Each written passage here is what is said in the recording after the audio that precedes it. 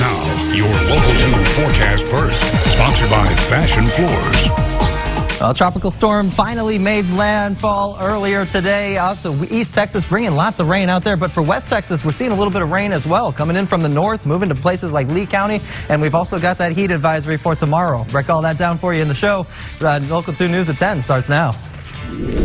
A Veteran Affairs Town Hall meeting took the stage tonight to allow veteran voices to be heard.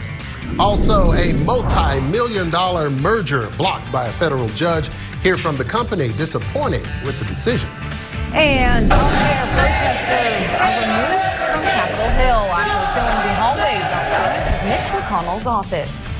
Live from Midland, Odessa, and Big Spring, we're Basin Trusted, Basin Proud. This is Local 2 News at 10 in HD.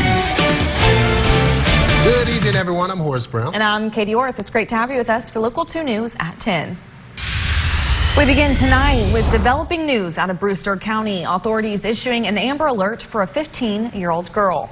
Here's a look at who they are searching for. 15-year-old Stormy Clemmer. Alongside her is 20-year-old Andrew Akers, who authorities say she may be with. Stormy is described as having brown hair, green eyes, and is about 5'7". We're told they may be heading eastbound on I-20. Law enforcement believes she may be in immediate and grave danger. Anyone with information is asked to call the sheriff's office. For more information on these two and another look at their pictures, head over to our website at yourbasin.com. We move now to Midland, where a man arrested for beating a 5-year-old. The child was transported to a hospital with life-threatening injuries. We're told MPD arrested 28-year-old Timothy Allen Penn for injury to a child. Early this morning, the man told police he hit the child multiple times. The child is currently in critical condition. Now, the Ward County Sheriff's Office needs your help to solve a jewelry burglary. We're told the crime happened Wednesday in the 1200 block of West 6th Street in Wickett. Police say the thief or thieves broke in through a kitchen window, stole jewelry chests with jewelry valued at $15,000. Anyone with information should contact the Ward County Crime Stoppers. Moving to Odessa now, town hall meeting set up for Permian Basin veterans by Permian Basin VA community, making the needs and concerns of veterans a priority. Local 2's Jessica Vallejo was at the Ector County Annex building where the meeting was held this afternoon. She joins us live in studio with more. Jessica. Well, earlier I was in this meeting and the room was filled with veterans from across the Permian Basin and all to have their voices heard. I'm a Vietnam vet, Agent Orange contaminated. I've had bypass surgery. I've got diabetes. Veterans taking center stage Thursday night at the Veterans Affairs Town Hall meeting. And for veterans like Roger Swift, it's a chance to have his voice heard. Putting in a show as a veteran. I hope something good will come of this meeting. Shining yet another light on the issues veterans have across the state. Well, this meeting is very important because it gives the veterans in the Permian Basin the opportunity to meet with hospital staff, directors, staff members, and they can express their concerns and discuss issues. And VA Medical Center Director Kaladi Jandari says their intent is to focus on global matters relative to the VA healthcare system and the Permian Basin veteran population. That are going on in the VA, new initiatives, some of our challenges, and then hear from them to answer their questions. What I do is I bring a lot of my staff out so that they could get their individual questions answered directly while we're here. And one of those challenges and initiatives discussed is a method to provide faster medication to veterans locally with the greatest mission in mind. Our greatest and most noble mission is what we get to do every day, and that's to serve veterans who have taken care of us, and this is our time to take care of them. Now, the VA Medical Center will discuss the concerns and healthcare questions voiced today in the meeting, but there is no set timetable as to when changes will be made. Reporting live in the studio, Jessica Vallejo, Local 2 News. All right, Jessica, thank you for that. Each day, members of law enforcement put themselves at risk, and the Upton County Sheriff's Department took part in honoring their fallen officers with a memorial dedication service this Thursday. Built by McCamey Operation Pride, the memorial honors Upton County's 6 fallen officers, and the Sheriff's Department want people to realize the importance law enforcement is to the community. It's important for everyone to remember. It's important for everyone across the United States to remember all law enforcement who have given their lives in the sacrifice of others. The memorial is a waterfall fountain and has the names of the 6 officers on each of its sides. Good news in Gardendale tonight. City officials have lifted the boil water notice for residents. We're told the water is safe for consumption, and the water systems have been checked for pressure, disinfectant, and quality levels. In accordance with the TCEQ standards, a boil water notice must be issued anytime contaminants are found. An update out of Brewster County. Some residents there will be out of water for at least another week or longer. We're told a pump motor has been ordered and should arrive by next Tuesday, and water could be up and running by July 3rd if all goes well. You'll remember earlier this week a water pump on the Study Butte Terlingua water supply went out, leaving around 250 customers without water. It's really a hardship on our community. It's a tough community. They're resilient. They understand what we're going through, and they're backing us 100%. And so we're working real hard to try to get the water back up for everybody. Dean says the WSC is getting help from Congressman Will Hurd's office, the USDA, and the Red Cross. Local businesses and nearby communities have also sent water, which is available for those who need it at the Big Bend Motel Inn.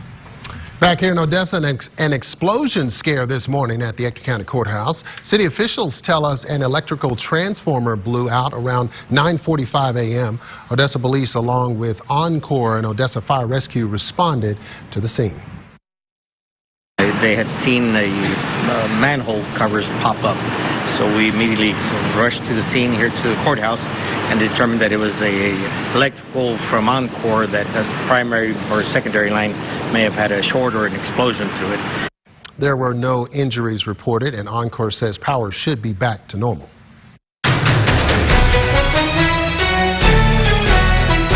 We'll have to have some Democrat support, but they're obstructionists. They'll never support. We won't get one, no matter how good it is, but we will hopefully get something done, and it'll be something with heart and very meaningful. Today is our first look at the much anticipated Senate GOP health care plan, which Democrats have criticized for being written and negotiated behind closed doors. Senate Majority Leader revealed the bill this morning. Mitch McConnell praised the new bill on the Senate floor shortly after.